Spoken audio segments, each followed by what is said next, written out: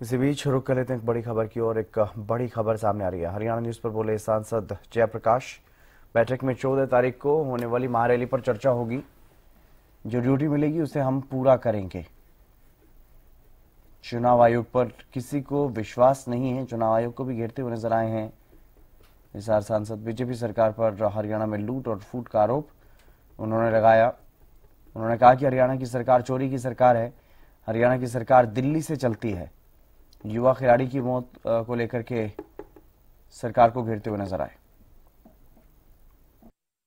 दिसंबर को एक महत्वपूर्ण रैली जिस प्रकार से कांग्रेस के द्वारा आयोजित की जाएगी, वोट चोर गद्दी छोड़ नाम से, जिन चीजों को लेकर लगातार जो बैठकों का दौर है वो देखने को मिल रहा है। वहीं आज अगर हम बात करते हैं तो हरियाणा की महत्वपूर्ण बैठक आज इंदिरा भवन में होने वाली है।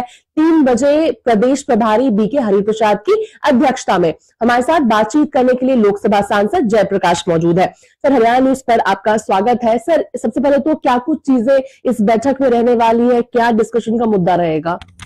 तो जो मुख्य मुद्दा यही है कि वोट चोर गद्दी छोड़ जो अभियान माननीय राहुल गांधी जी ने चलाया था, और 1.25 वर्ष लगभग माननीय राहुल गांधी जी ने मेहनत करके जो हरियाणा प्रदेश की जनता और हरियाणा प्रदेश का मतदाताओं ने कांग्रेस पार्टी के पक्ष में वोट दिया था, इन्होंने उसको बदलने का जो काम किया, मैंडेट बदला, तो उसके विरोध में लोगों में बड़ा गुस्सा है। तो इसलिए महारैली होगी।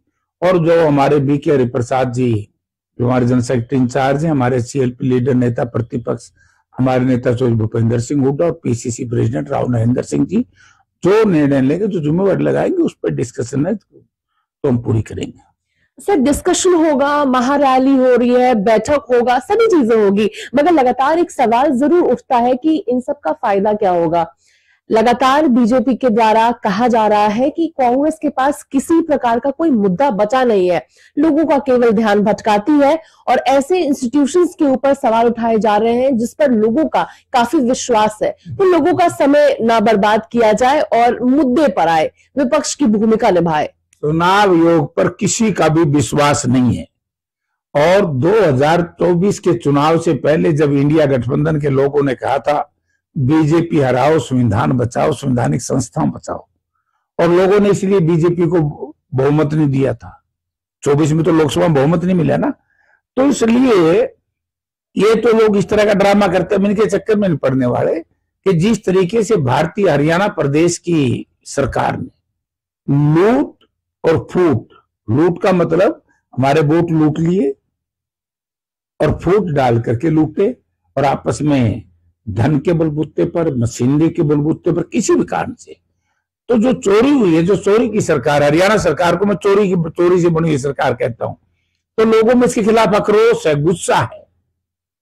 तो इसलिए भयभीत है बीजेपी के लोग। उन्होंने अपनी पार्टी को संभाल ले, हमारी चिंता मत करें, देश की बागडोर आपके हाथ में, देश को चलाए। कांग्रेस पार्टी अपना काम समय कर रही है और अच्छे से कर रही है और आगे करती रहेगी। बीजेपी का लगातार ये कहना है कि केवल कांग्रेस के चश्मे से ही हरियाणा की जनता असंतुष्ट नजर आती है।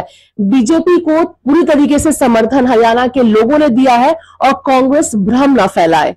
नहीं, कोई समर्थन नहीं है, ये वोट चोरी से समर्थन है, इसलिए कांग्रेस भ्रम नहीं फैला रही। कांग्रेस सही कह रही है, जनता ने मान लिया। खुद हमारे मुख्यमंत्री जी का भाषण नहीं सुना, अपने सारे इंतजाम कर लिए। इंतजाम क्या होते हैं, सरकार हम बनाएंगे, नहीं, ये तो पता ही है कि वोट चोरी से सरकार बनी, इसलिए लोगों में गुस्सा है। एक आखिरी सवाल सर, बीते दिनों जिस तरीके का एक दुखद समाचार हम सभी के सामने आया था, एक युवा खिलाड़ी बास्केटबॉल जब प्रैक्टिस कर रहा था तो जो हादसा सामने आया, किस प्रकार से, क्योंकि सभी आप लोगों के नेता भी मुलाकात करने गए थे उनके परिवारजनों से। अब आपने उसको मान लिया ना कि बहुत बुरा हादसा हुआ है, दुखदाई हादसा है, ये सरकार की नाकामयाबी है ना।